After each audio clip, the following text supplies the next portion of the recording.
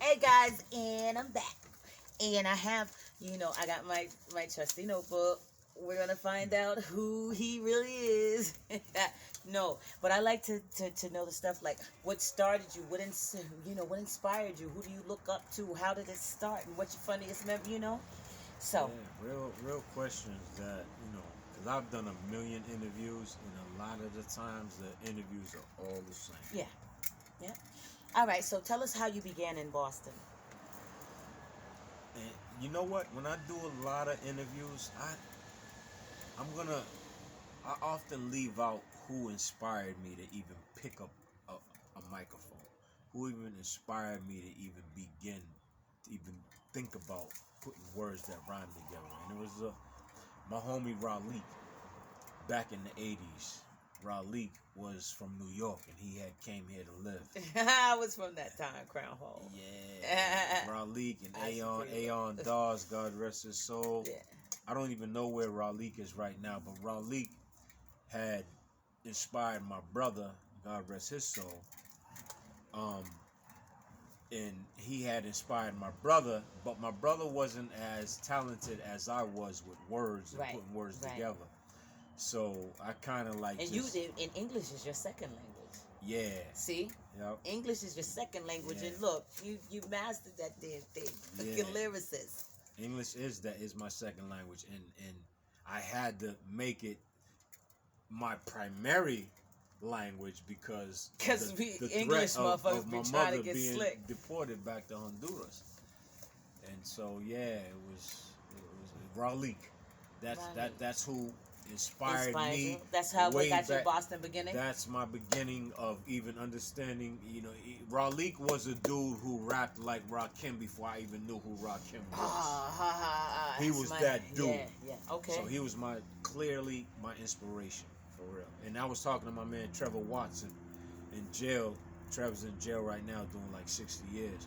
I was talking to him today about Raleigh and how Raleigh inspired. Shout out to Raleigh wherever you are. And shout out to Trev. Big Trev. All right, so let me ask you, at the height of your career, right? What's your favorite memory? At the height of my career, my favorite memory. Man, my favorite memory probably would have to be being in the studio recording with Faith Evans. That's the one. Just because that was our biggest record. Right. And you had a star on it. Yeah, and it was It was my solo song in RSO, Almighty RSO. We was working on an album, and on that album, me, Tony Rome, and Ray Benzino, Ray Dog at the time. Yeah, Ray Dog. We all had our own solo songs on the album. Okay. Within that, and so my song was "You Could Be My Boo." Right. And Benzino was instrumental in pulling in Monica and Faith to be on that hook. And a lot of people don't understand that on that song, "You Could Be My Boo," it says, it's Almighty RSO featuring Faith Evans, but it's actually Faith Evans and Monica. We Monica was first, right? But Dallas Austin didn't want her to be on it for his own reasons and his own situations with us. He didn't want us to. He didn't want her to be on it. But because she already came in the studio and recorded the hook, right? We was like, we already have her lyrics, right? Exactly. And at that time, in the industry, we was like, nigga, fuck you, right? Whatever. Yeah. Come see us if you don't like it. Exactly. And so we took her vocals. After he said we couldn't use them, we got Faith. Right. And Faith came in and did her thing. So then y'all got a 2-for-1. We got 2-for-1. So on that song, it's both of them. Nice. All right. What's been in your life as a man, as Antonio, not the rapper, not the clothing designer? What has been one of your biggest challenges in life? One of my biggest challenges in life, I don't know, probably just, I don't know. Probably just trying to figure it out. Trying to figure it all out. I mean, yeah, I can think that. You know what I'm saying? My life has been a lot of Cause shit. we get to this age and just be having a lot. Just start getting comfortable with having it figured out, and at least knowing that we don't know everything. That's a big one. Yeah. That's a big one. It's cool. It's all right. I tell everybody it's okay. I may not know something. It's okay if you don't know. Look, let's figure it out. Let's figure it out. You know, and sometimes figuring it out, it may be somebody coming into your life to help you figure it out. And I've needed that because I've been a wild boy, around a lot of wild boys. Right. And so a lot of things have been wild. Exactly. A lot of I don't give a fuckness. And so I don't give a fuckness. You know I need a couple barrels of that. Yeah, so it's okay. Trying to figure it out is probably the biggest challenge. Nice. But I honestly, right now figuring in it my out life, is very hard. I think I figured it out. Yeah, and at I least feel we good got the about main that. ingredients. Yeah, you just spice it up. It's good when you figure it out. You feel good about it. You really do, because I don't listen. You don't even understand. You younger folks be around here. I don't give a fuck. No, you really don't know till you get older. Yeah, and yeah. then you know gotta what you gotta get older to really not give a fuck, because half of our life is giving a fuck what other people thought. Yeah. And then when you get to the point where you know you're such a good person inside and that you feel like you're on the right path, and you stop doubting yourself, and you get to a point where it's like, but when you have kids, though, you start to realize it's not about you anymore. Like, you've lived your life, you've had fun, now it's time done to form shit. theirs. Yeah, now you gotta try to. You got grandkids yet? Yeah, I got 4 grandsons. Me too. I got 3 grandsons and 1 granddaughter. See that? And I got 6 daughters, and everybody always say, "Oh, I got 6 daughters." You're not gonna. Yeah, I know. You know what I'm saying? You're not gonna have any.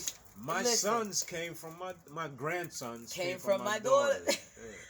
Yo, and look, you see that hashtag Nana's popping. Well, we got a hashtag Papa's popping. Poppy's popping. They call me Poppy. Those my boys. I love them. Poppy's popping. Yo, I love them fucking grandkids, man. They are a whole different gift. They're innocent to the fuckery. Wait, let me tell you something. They're the sons I never had, and I will never.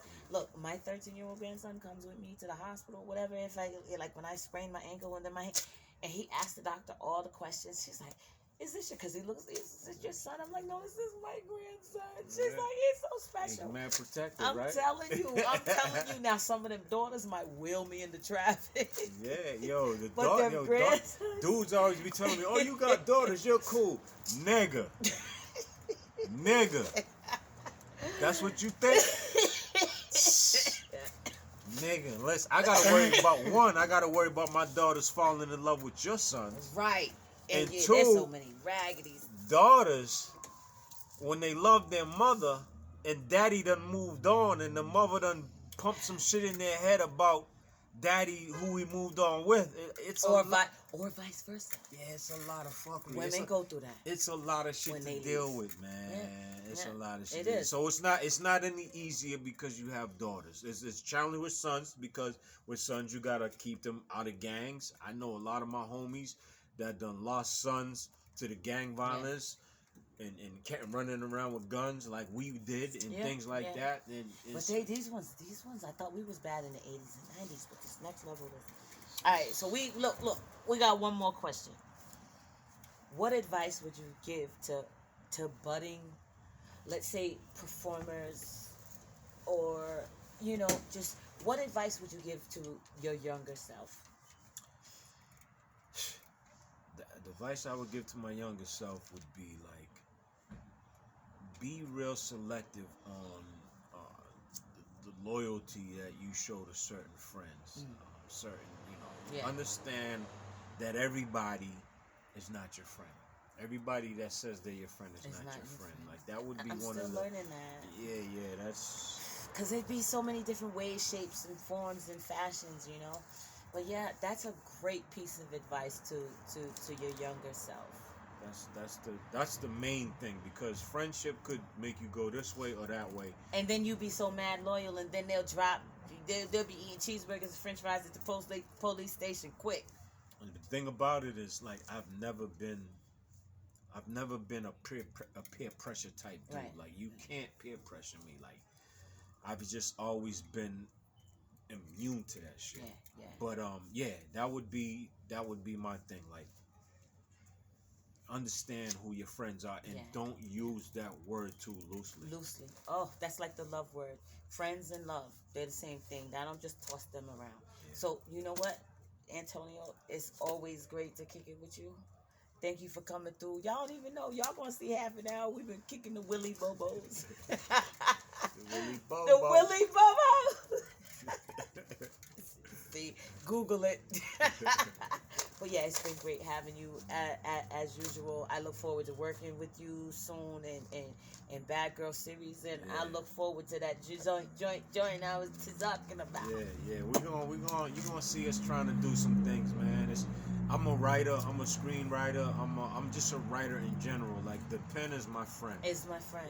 I call it my sword. Yeah, and I love using it. I love words. I love being creative. Creative is like it's my drive. And so, you know, with Bad Girls and however Hazel, again, shout out to Don Hazel, however he got us going at each other in that movie. I just want to make it believable. Wait, he got us at even odds. If I gotta be like, yo, bitch, come here, yo, bitch, yeah, you know what I'm saying? Like, we gonna make this shit real. But he got us at each other's heads first. Mm-hmm.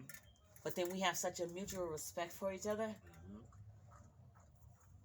that we have a thing. That's right. It's a thing. You know what I'm saying? So it's like we start with the hate.